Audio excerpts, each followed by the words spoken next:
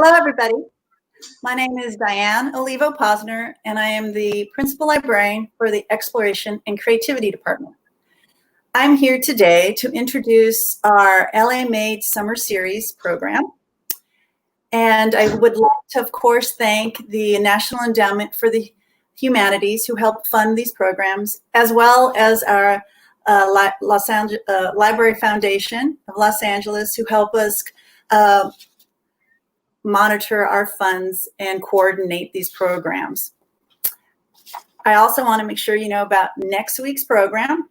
We'll be having a July 16th, Thursday, July 16th at 4 o'clock, the Introduction to Animal Communication. Join certified practicing animal communicator and healer Michael Lane as he explains animal communication. And he requested that the audience who comes, if you could make sure to bring pen or pencil and paper so you can be ready to, I guess, take notes for the program.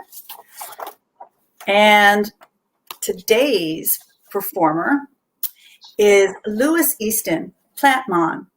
And Louis established Easton Garden Design in Los Angeles in 2016. He has more than 10 years experience and is a graduate of Cal State LA. He believes in creating better and more eco-friendly alternatives to contemporary flower arrangements. And of course, he's an expert on terrariums. So I'd like to introduce, without further ado, gardening enthusiast Louis Easton, plant mon. Louis, take it away.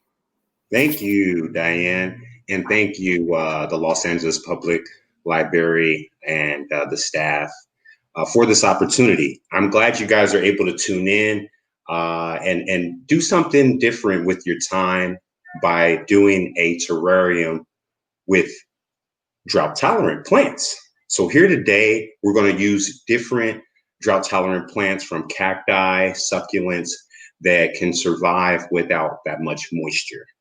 And the benefit of doing a terrarium is almost like having an aquarium for plants, just like you have an aquarium for fish.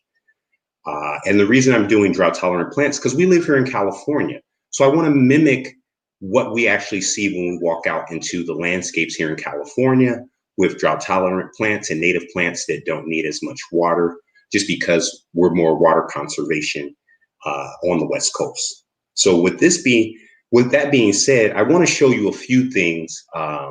And in the description link, there will show you the materials you need, but I'm also going to point out you definitely want to have you a spritzer spray bottle, so that way you can spray the rocks in the soil area, opposed to just pouring water on the leaves. Because succulents, if you can control the watering, they don't really like to have water on their leaves. The leaves already contain a lot of water within inside the actual leaf. You want to have a nice shovel so you can scoop the dirt into the glass container. You definitely want to provide yourself with the glass bowls. Here's a small bowl and also a larger bowl, depending on the type of terrariums you want to make and the succulents that you'll be using. Because I'll show you for this smaller terrarium bowl here, I have the zebra succulent. So that can actually fit in here. I'm going to do 3 succulents in this particular arrangement. I have echeveria succulent, beautiful echeveria. This is the panda plant. It's really nice and fuzzy. This is another succulent I'm going to use. And I'm also just showing you other types of succulents that are out there for your choice. This is the ET fingers. It's kind of cool. Looks really spacey. And it has the tips that have like little dials at the top that can, like suction cups. So that's the ET fingers. And as you see here, this is something I arranged weeks ago. And I have a big echeveria plant in there, different rocks. This is a zebra succulent. I have string of buttons here. This is the pork and beans. So I did this, and this is a drought-tolerant succulents. And just so you know, terrariums, they have no holes, so water cannot drain out. So the benefit of that is actually utilizing everything that's in that terrarium to keep it sustainable so it can keep going. And the water will evaporate, and then moisture will go into the air, condensation like we have on Earth. When water transpires up, it creates the rain and moisture in the air, and it falls back down to water the plants. So again, this is just something small that we're doing, but it's going to be fun. So the first thing that you do when you're preparing your terrarium, since there is no drainage, you're going to put rocks in the bottom. And I will address questions here accordingly. So you want to at least do 2 to 3 layers of rock. So I usually have my rock here stored, and I'm going to do 2 to 3 layers of rock.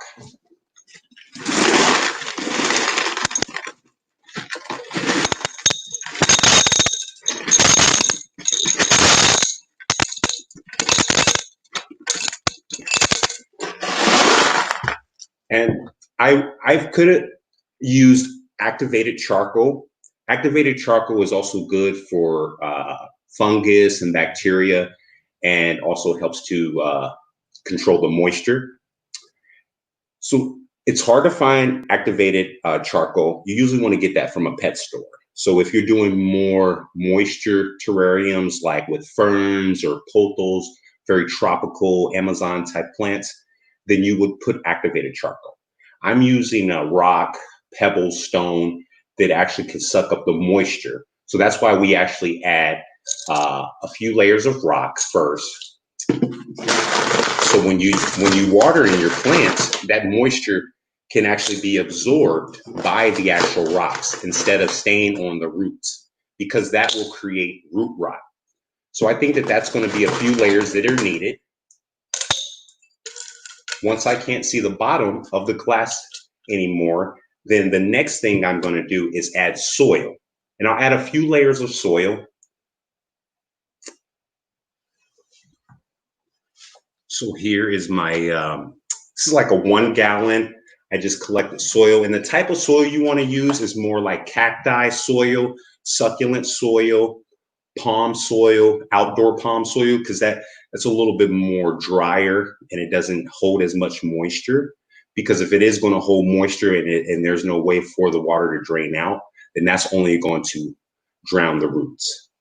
Okay, so I'll take my shovel accordingly. And I'm going to add, again, a few layers, probably 2 to 3 inches of soil, but you definitely want to cover the rocks entirely. And if there's clumps, you know, it's okay to get your hands dirty, break it up a little bit. And your tallest succulent, you would want it to go towards the back. So when you're looking at a home or you're looking at a landscape, you can have everything at an eye level. Imagine if there's a bush in front, your peripheral is going to be blocked, so you won't be able to see. You're going to be looking around the bush. But if the tallest bush or the tallest tree is toward the back, and everything can give it a height all in unison, then that way the eye will be at ease, and you will also like that particular layout. So that's why we want to put your tallest succulent or plant towards the back. So that way, when you're viewing it, everything's in unison. And I'm looking as I fill my soil in, I'm going to add more. I still can see rocks at the base. So I want to fill it in so that way it can anchor the succulent once I add it. Okay. So let's see here. Out of these two, this is probably going to be my tallest one, but I do have a beautiful cactus here. This cactus is a small cacti. Once it gets taller and it's ready to flower, it does flower a purple flower. Now, there's 2 ways that you can actually extract this. You can use a few heavy-duty napkins, so that way that the actual needles, they don't poke through your hand. or you can get you some rubber gloves.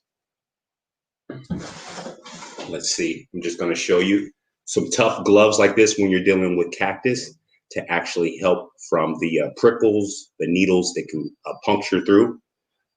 But for this most part, since this is a baby, I'm going to use the heavy duty napkins.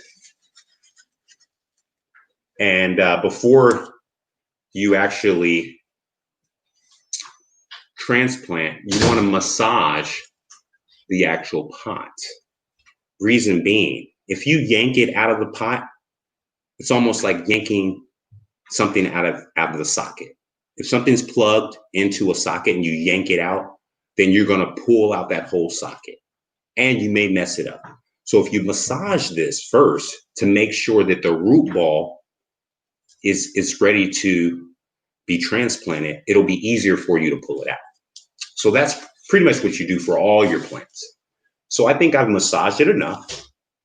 And I'm going to take my durable thick napkin and gently grab the cactus. And as you see, the root ball is still intact there. That's a pretty big square. So it's okay. You can actually massage that down to break it up because that square won't fit inside of the hole as easy. And again, you're not losing roots because again, that soil was compacted on from being in that pot. So again, as long as that I massage the soil off and the roots, which are the feet, can be seen, that's going to be easy. Then that way I can transplant this with the roots opposed to a big square root ball into a small casing. But that's only when you're doing this with terrariums. And this is my tallest plant, the cacti. So I've made a hole for it. And I'll slowly push down. But if you have instruments, or if you can get instruments, these are some things that'll help you. If you have a paintbrush, a pen, a pencil, the paintbrushes are good to brush the soil off. And I also consider myself an artist. So you want to use these to brush the soil off later as you're manicuring and setting up your terrarium at the end. But you also can use these end of the brushes to anchor your plant into the terrarium. So as you see here, I'm going to push down from the end of the paintbrush, I mean. I'm going to use this to push down to anchor the plants into the vase. And I'll be able to use this to move the soil around to create the surface for the plant and to cover the hole. And then eventually I'll use my hands to compact it in there. So that way it's anchored and it's grounded. And then we'll put rocks on later for decor and aesthetics, but also the rocks are going to work as a subsurface, so that the moisture and the pressure from the water doesn't just shoot down and break apart the soil. And it'll also soak up that moisture so that way the roots aren't drowning and also creating root rot. So many different things when you're doing a terrarium, and not only does it look good, but you're teaching yourself sustainable tactics for plants that grow well here on the West Coast. So let me bring this down so you can see. So again, that shows you that it wasn't anchored in strong enough. So again, you're going to use your instruments to grab and use the napkin again. So I'll create another hole.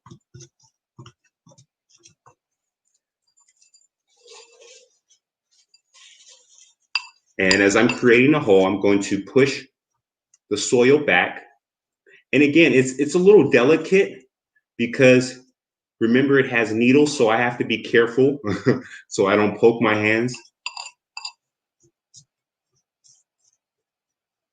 And I'm not nervous, guys. I'm just sweating because this is an intense job and I got to make sure that I do it right. Perfect. So again here, let me show you guys. So as you can see, and I'll brush it off. This is the reason why.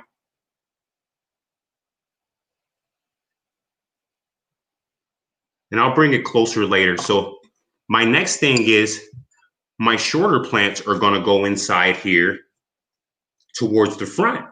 So that way it makes it easy for the eye to see the tall plant down to the shortest plant. And I'm going to reuse this pot to scoop up more soil to put towards the front. So that way I can level the rest of the plants. They're not going to be taller than the tall plant at the back, but they're at least going to be on the same level. So that way that when we're watering, the water doesn't stay in one area. It can drain all down to the bottom evenly. And again, I have this utensil. So then I can, without poking myself with one of the needles, can move this around.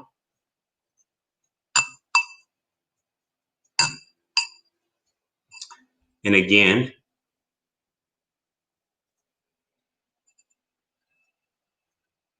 and then I'm just pressing this down to anchor the cactus in there. Okay. So as you see now, the cactus has a lot more grounding. As I move it around, it's not jiggling as much.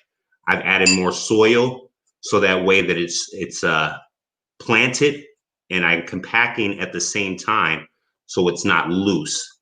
And as you see, as I turn it to you, it's not falling over like it did before. So you want to spend the time on your tall plant being anchored in fully before you move on. Because then it wouldn't be effective as you're moving forward and then all your plants are starting to fall. Okay. So now we can move on with adding our other plant. So I think I'm going to use the ET fingers.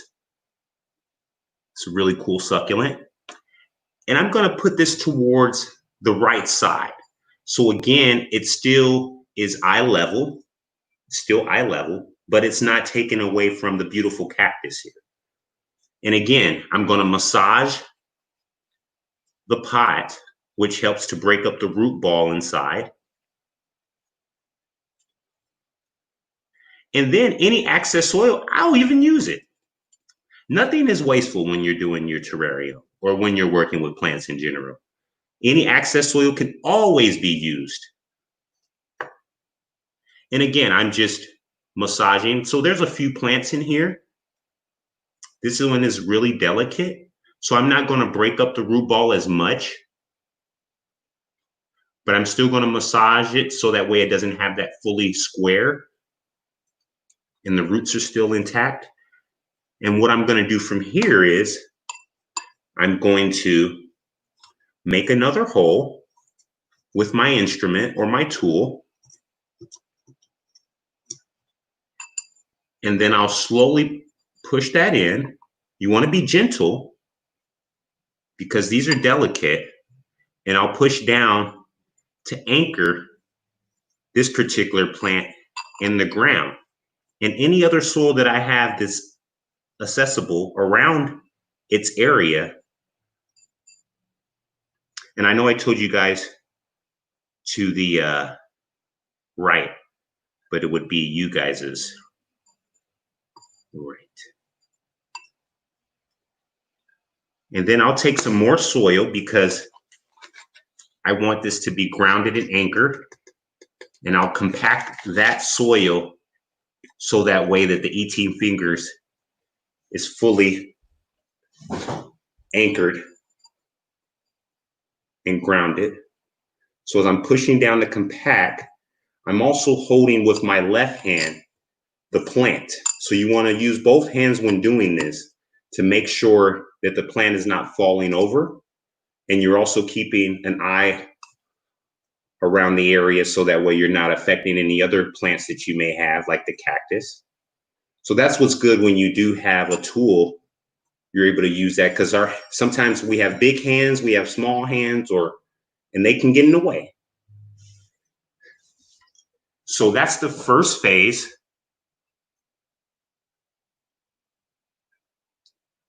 You guys can see, and we'll clean off the terrarium later. But again, I'm going to make this a little bit more sturdy with more soil, but that is the first phase. And again, I start off with a few layers of soil, and I'm always going to add more until the plant is fully grounded and is at level, but we want to make sure that it's not falling over. And the good thing about these particular plants, you only probably need to water 3 to 4 times a month, and you're just going to use a spritzer to spray at the actual soil. I usually spray about 5 times, maybe 5, 6 times, 10 times at most, to make sure it's fully saturated. And you want to spray around the whole plant so roots are fully saturated on both sides. Just like I'm compacting on the right side of the plant, the left side of the plant, the back side of the plant. And again, as I'm compacting around the cactus, I'm holding it in place with one tool as I push down on the soil around it so that it's sturdy. Okay, so this is the second plant that I've added, ET fingers, the cacti, and you can see it from all the way around. Nothing's blocking each other.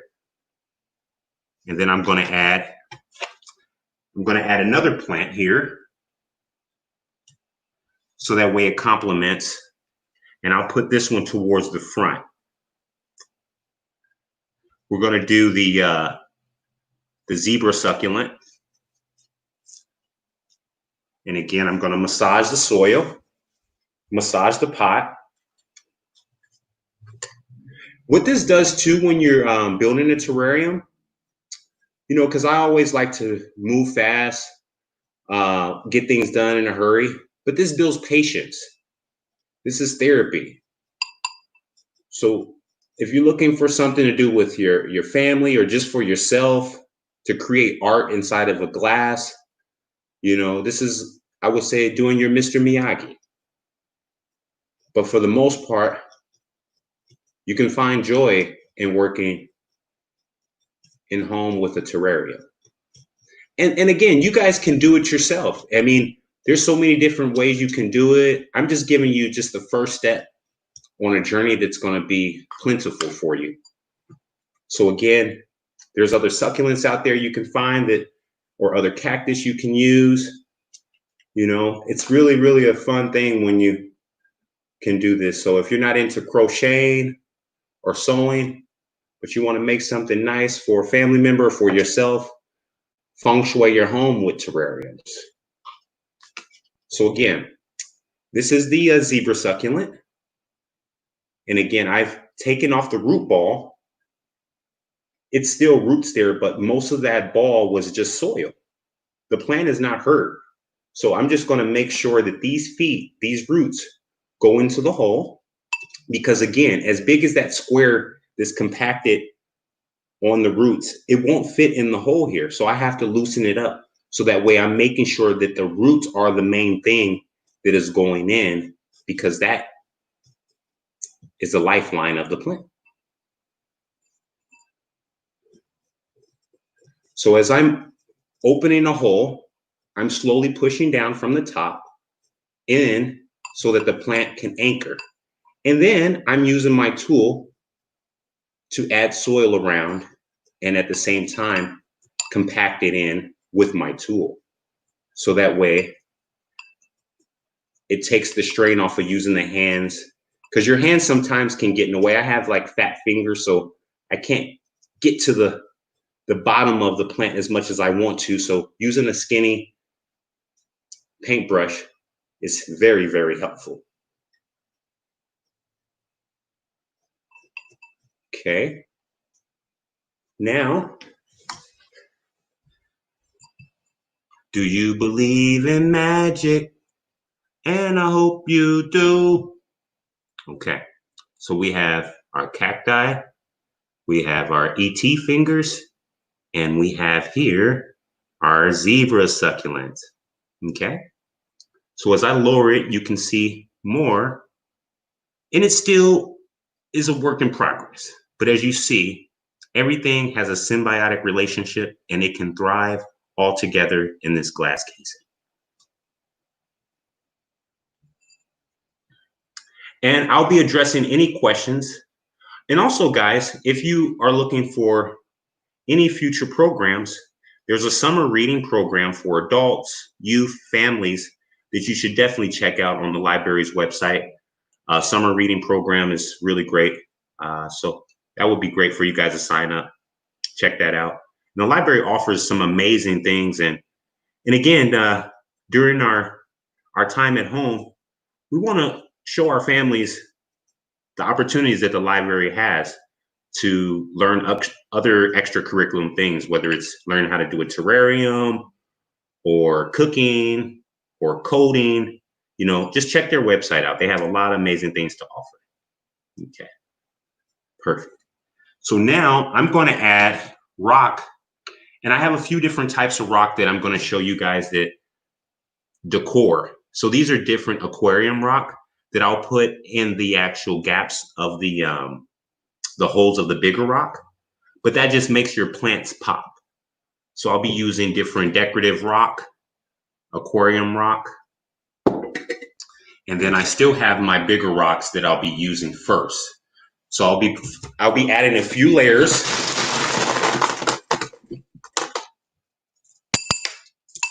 And you want to basically cover the entire soil. You don't want to be able to see any soil anymore, as much as you can. So I'm going to use these to fill in wherever I see soil. And then the smaller gaps, I'll add the aquarium rock, the smaller rock. But not only does that going to give it a look and a pop, but it will also fill in so the water doesn't just shoot down on the roots right away. Okay. Let's see here. So I'm just adding this in, put another layer there. And again, you'll use your hands to drop it in, and then you'll use your tools, your paintbrush or pencil pen to move the rocks around so you can cover the soil as much as possible.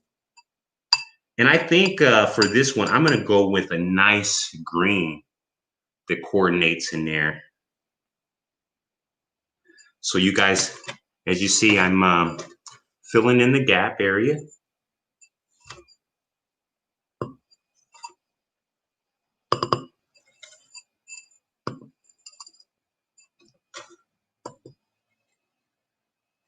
This is going to give it a really cool 3D layer to make it pop.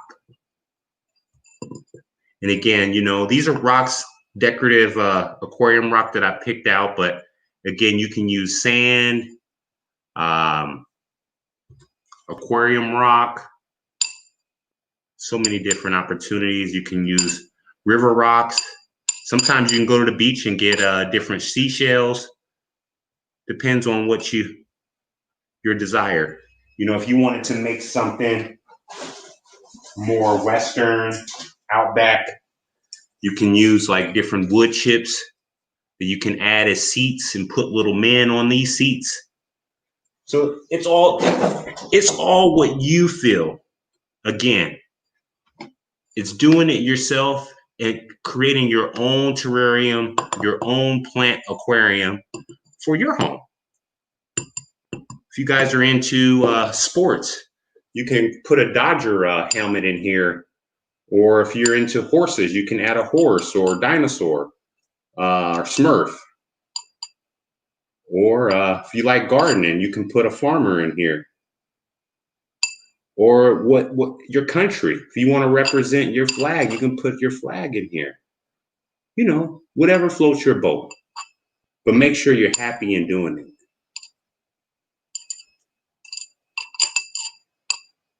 And as you see, I find joy in doing this. And again, you're like an artist, like Basquiat, Van Gogh. You're able to make your own art. And again, as you see, I'm using this to massage, or actually to move around the different rock in certain areas, and also take the soil off of the plant or any debris that's in between the crevices. We're not done yet, but I just want to give you guys a close-up, just so you guys can see. So these are some of the steps that you have to take to get to this beautiful look. But let me pull it back so you can see it a little bit more. So as you see, the small little pebbles are giving it contrast and making it pop. Let's put this down, okay? And later we're gonna spray it so it gives it a little bit more pop from the rocks. And the plants will be watered, and then probably won't have to water for another 2 weeks. So I'm gonna add more green, smaller rock from here. So that way, let's see. That way it just fills in more, and then I'll move it around with my brush.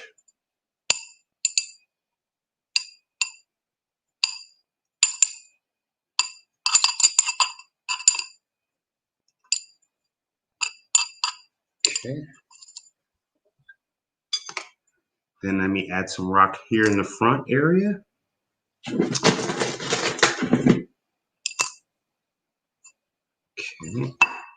Let's add some more right here.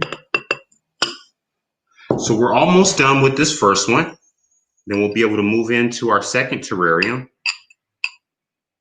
But as you see, just want to make sure I brush it off as much as possible before I call it final.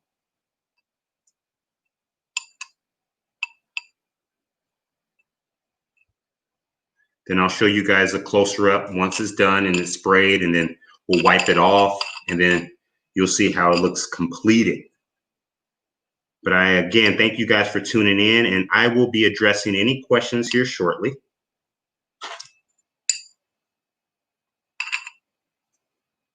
Okay.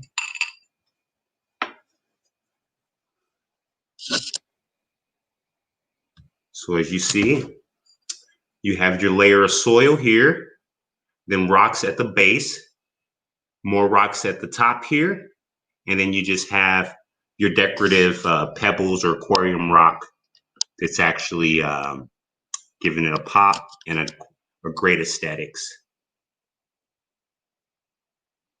Okay, let's spray this. 1 second here.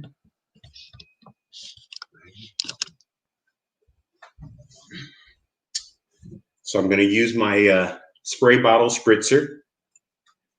I'll try to hold it up and tilt it.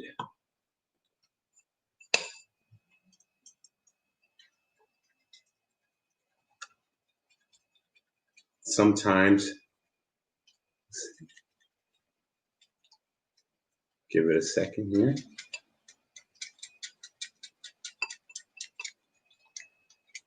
And I'm also being gentle so I don't spray it towards the screen or.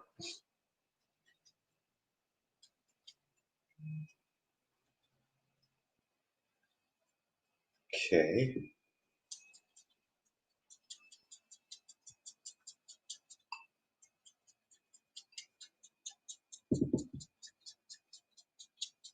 And like I said, you want to spray it at least about 5 to 10 times.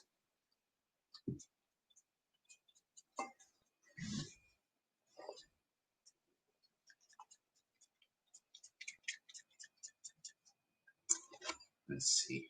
Give me 1 second.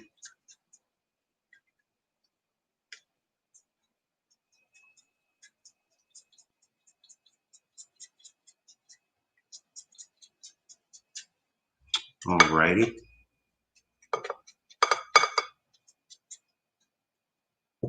So my spritzer is a little clogged here.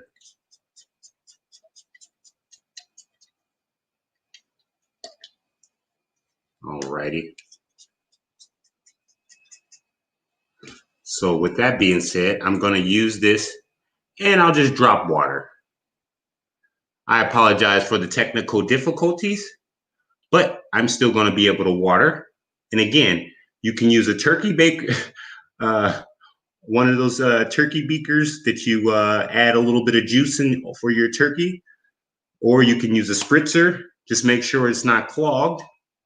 And you just want to make sure that the water is around the base and at the roots of the actual plant. So you can make sure that it gets around the base of each plant after you're done planting, then you will be doing justice for your plant.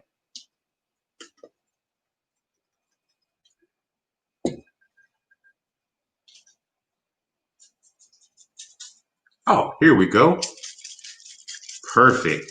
So as I'm spraying towards here, what's left, I'm going to wipe off the condensation and also clean, but I've actually sprayed all around the plant. Okay. And this also cleans it. So then that way, when you are able to put it in your home, it already has the completion of the terrarium, but also the glass is clean.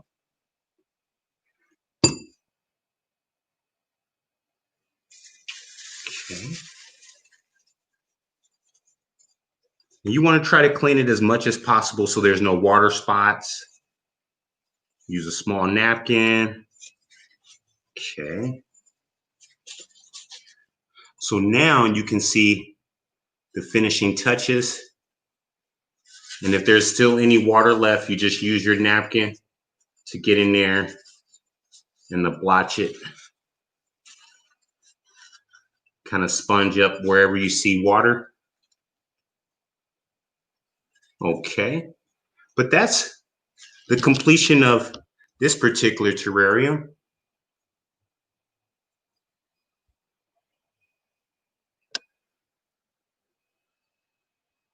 Hopefully you guys can see.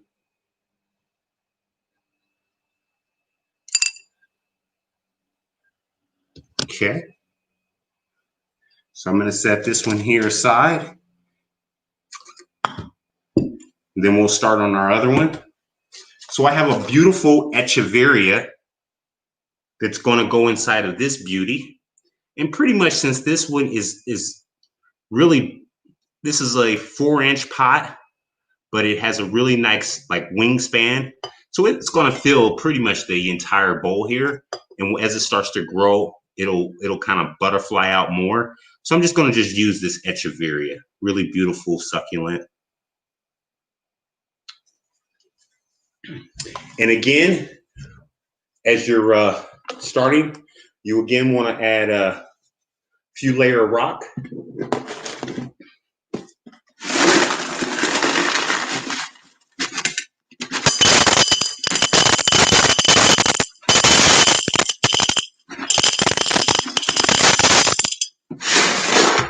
Okay. Good rule of thumb is to look down and make sure you can't see the bottom. And as you see there, I've added a few layers of rock. Now I'm going to set that down and add soil.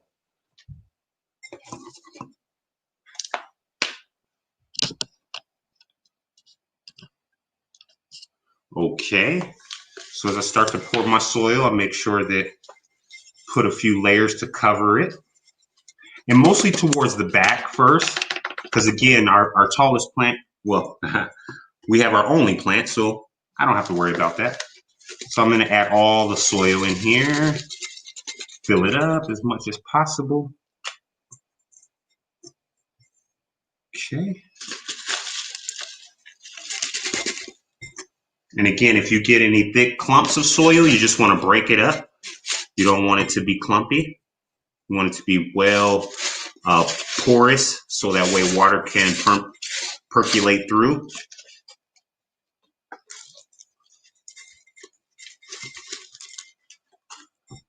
Okay. And again, I'm going to try to fill it up as much as possible. I don't want it to be sunk in the actual bowl. I at least want it to be leveled up, but still not towards the top, because you want it to have room to grow up and to spread out. So I think that that will be a great start. Add a little bit more soil, so that way when I make the hole, I'm not actually at the rocks. So you definitely want to put a little bit more in the middle so you can create your hole, and that there's still enough soil so as you're creating a hole, the rocks don't expose right away at the bottom. And then you'll add more soil too. Okay, so I think I need a little bit more soil because I'm actually exposing the rocks a little bit more. So I think that layer, and again, it's trial and error. You want to make sure before you add the plant in, you want to do a little digging.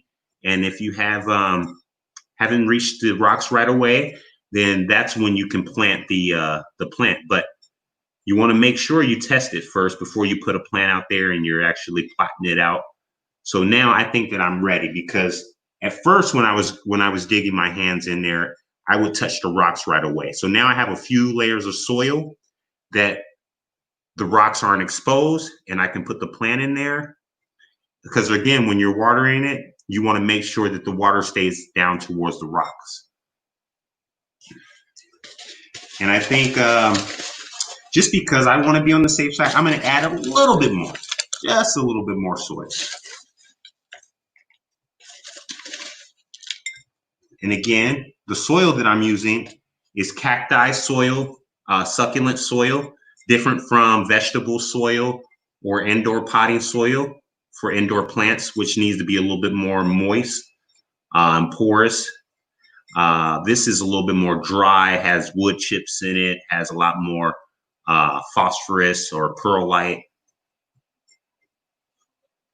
Okay. So now, again, with this, same steps you're going to follow. You're going to massage the plant, because you don't want to yank it out and shock it. And be gentle, be gentle. And you could even do this over the bowl. So any debris that falls, you want it to fall in. It's not going to hurt the project. And again, you guys see the root ball there? It's a pretty big root ball. And I'm just going to massage that over it, just so I could break some of the corners up. Break it up a little bit, so that way it's easy to go inside the hole without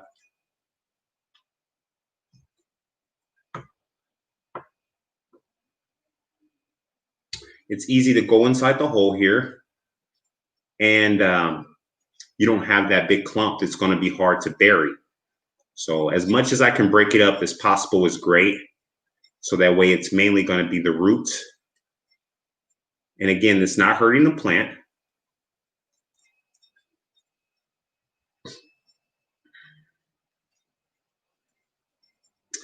You know, this is so therapeutic. Again, when you're getting your hands in the soil, working in the soil, oh man, it's a good thing. This is like a stress reliever. And I know we all got the cabin fever. We want to go out and be at the beach or parks or be with our family. So if you can at least get your hands in some soil, start doing some extra curriculum things around the home or constructive things around the home, gardening, bringing in plants into your home, creating that feng shui, you're going to feel good about it. And it just helps with that mental health. Okay, guys. So as you see, I just have roots dangling here. See, just roots. Now I'm going to go ahead, make my area nice. And this is going to go in the middle, so it complements the whole bowl. Since it's just the centerpiece plant, just one plant, I'll put it in the middle, because if I was to put it towards the front or towards the back, then it will look off place. But in the middle, I can put rocks around it and really give it that nice pop.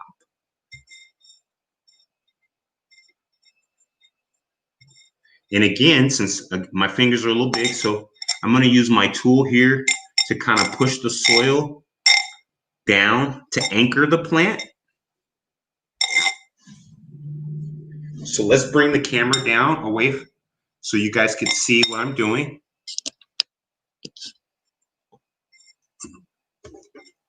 So you see here, I'm pushing towards the bottom so the plant can get anchored in place and it's grounded.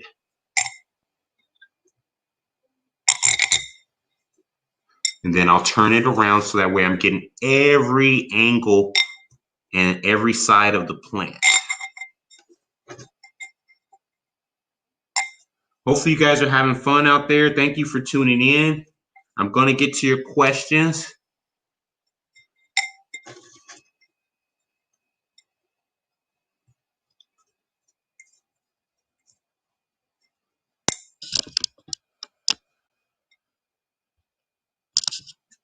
Now, someone had a question about using rocks from the dollar store. If they are river rock, yes, there are certain aquarium rocks you can get as well. I would go to, when you're getting your aquarium rocks, the smaller rocks, I would go to a pet store to get that because those actually work better with water and moisture. But yes, you can get like your rocks from the dollar store that are more, that look like this. Yes, you can get those there. But I would get your aquarium rock, your smaller rock or sand. I would get that from like Home Depot or try to get that from Lowe's. Or you can go to Armstrong Nursery or different nurseries that have more rock selection. Michael's is really good for getting more access to rocks or sand. Michael's is really good, so I would even go to Michael's.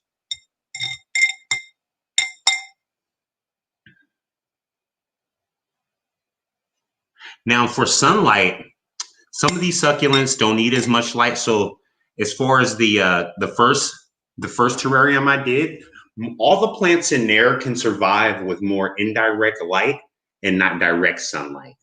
And echeveria you can place by a window because these grow outdoors in landscapes of California that have more full sun.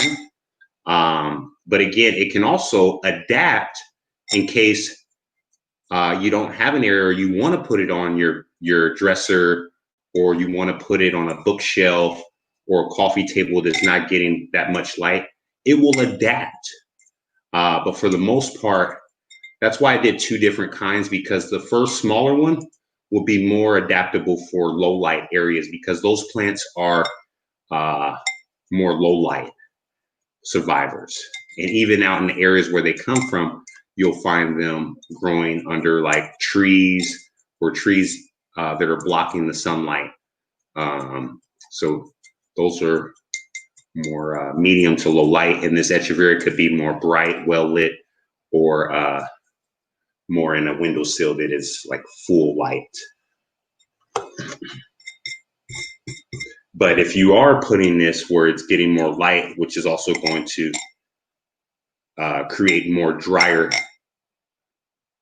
quality in the terrarium, or more of a drier climate in the terrarium, so you just have to be on top of checking it more for its moisture. Even though it is a drought tolerant plant, you still want to make sure that it fully doesn't just like, it can dry out, but you just want to make sure that you are on top of the water and 3 times a month, opposed to putting it in an area that the light isn't as hot, because the light in a windowsill will dry out a plant more. That makes sense. So I'm anchoring the plant here. Now I'm going to add heavy duty rock, or my larger rocks first.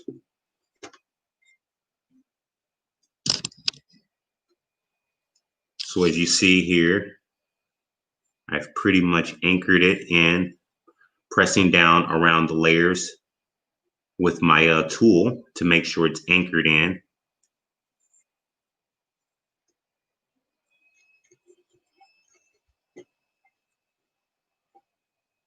Okay. Now I'm going to add rocks for the subsurface.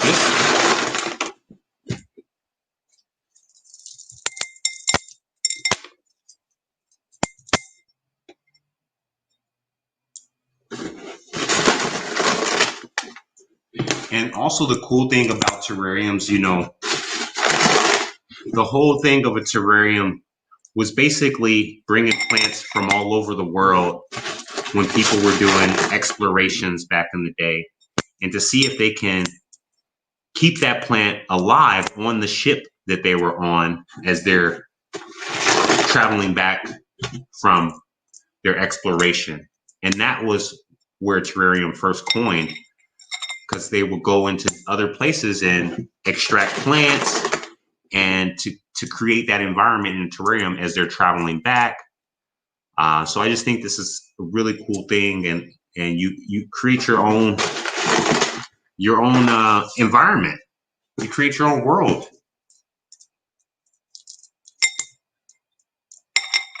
And once you actually have done the good deed of making that plant survive and understanding the soil, understanding how to make sure that soil is beneficial for the plant, then in return, that plant's going to turn to you and give you love back by growing and being abundant. So just keep that in mind, guys.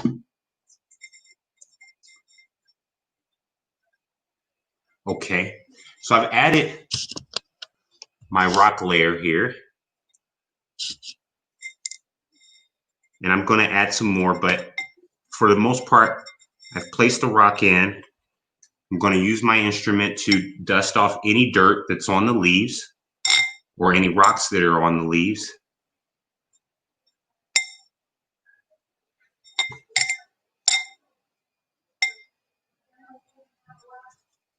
And then if there's rocks that I can't get to, I'll just use this circular part to kind of, and I got this. I did get this at the 99-cent store in the auto section. So you usually use this to brush off certain parts on an engine. But the brush, it's not like super coarse, but it's soft.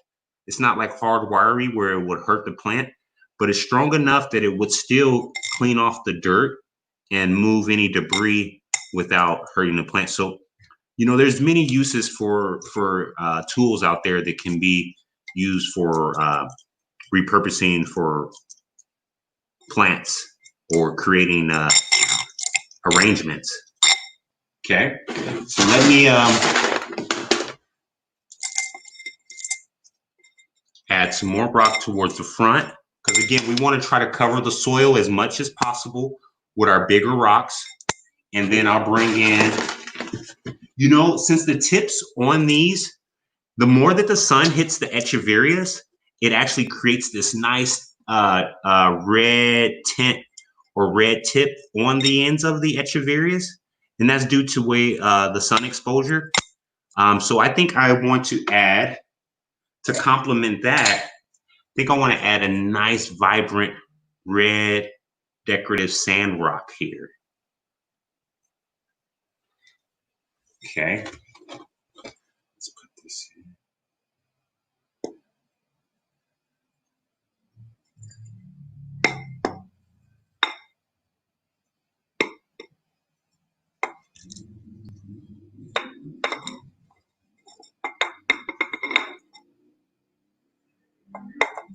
Okay.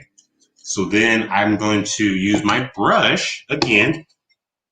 Just put this in.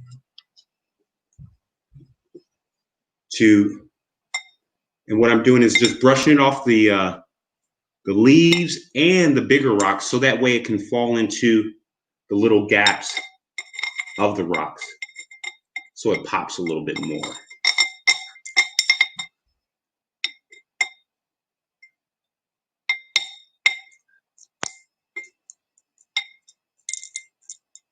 And I'm also leveling out the rocks, so that way it gives me room to add more of the red rock for aesthetics. Okay. So let's do that.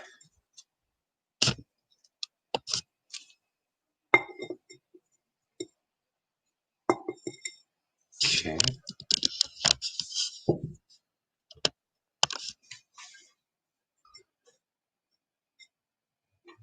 Then I'm just going to massage this. Move the rocks around. Smaller rocks. So that way it just falls in the gaps more. Gives it a little bit more aesthetics.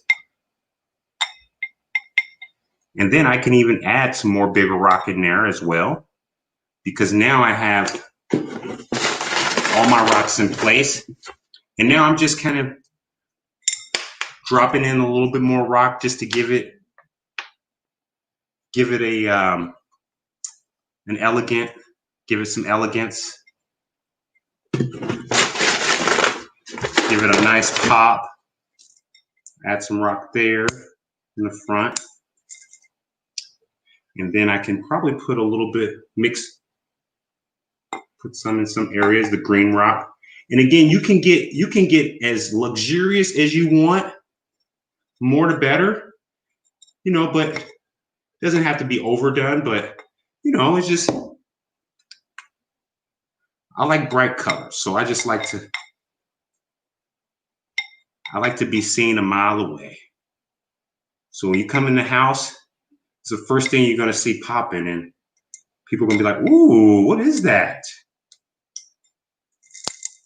Then I just shake it a little bit, not too much, so everything can level. Then I get my spritzer. I'm going to spray the rock area.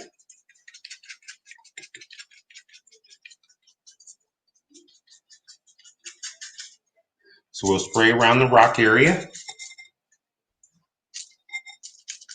as much as possible. So that's about 10 sprays.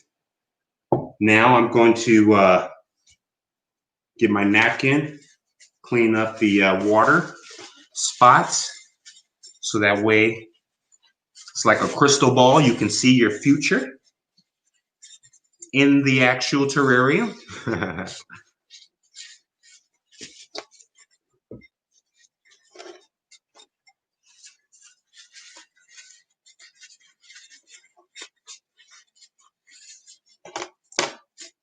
Just want to make sure it's fully wiped down before you display it. Put all this good work in, and it would suck to display it and you see some crazy water spots later, like I'm seeing in the front here. Alrighty. Okay. Perfect. So now we have our finishing touches.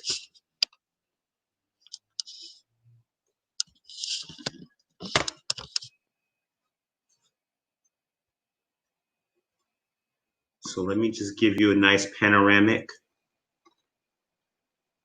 So this is just the one echeveria that I did. And I added the bigger rocks.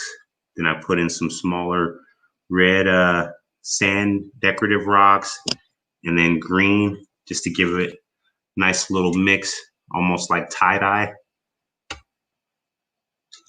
Let's see if you guys can see that a little better. Okay. So we have our two succulents terrarium displays here. We have the smaller one, the 3 succulents. And this is more indirect, low light. Then we have our echeveria that can be in a windowsill or next to a window, bedroom dresser, but it has a bigger succulent inside. This is going to grow nice, but these are also, they grow super slow, so it could stay in here for years. Same for all the plants. So that's one of the cool things, is builds that patience.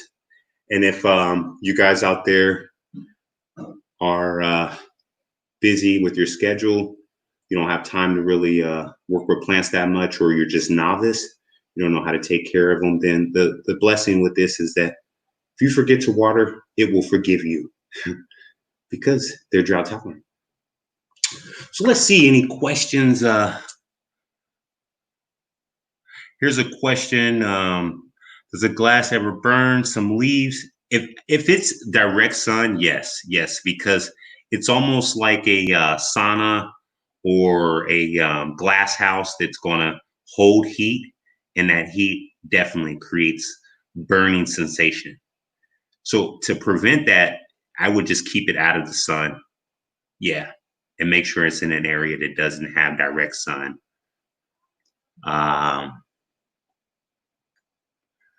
Well, if you're looking for air plants locally in LA, there's a lot of different places that you can find, from the Flower Mart. They have air plants. If you're interested, I would be more than happy to entertain by helping you with getting plants for your home. I do have a plant business as well, but if you have any questions, you can DM the Plantmon at IG. If you have further questions or you're looking for locations to get plants. Let's see here. Yes, someone else asked about spraying the rocks. If you can do that, again, I know it's very tedious to try, but if you do that more so than just spraying at just the plant, you would do justice for that plant. So try the best. If you don't have a spray bottle and you don't have the time to get it, you can just drop water on the rock area. But the spritzer is best because that way it's not putting down that much water, and it will control the way that the water is going to stay in the bowl, because we don't want water to hold in there, because that will create root rot and get bugs and all types of fungus. You don't want that. But I appreciate this opportunity again from the library. They have a lot of programs, the summer reading program. We have more programs coming up for adults, young adults in the future. So again, I'm the Plantmon, and I'm signing out. You guys have a blessed day.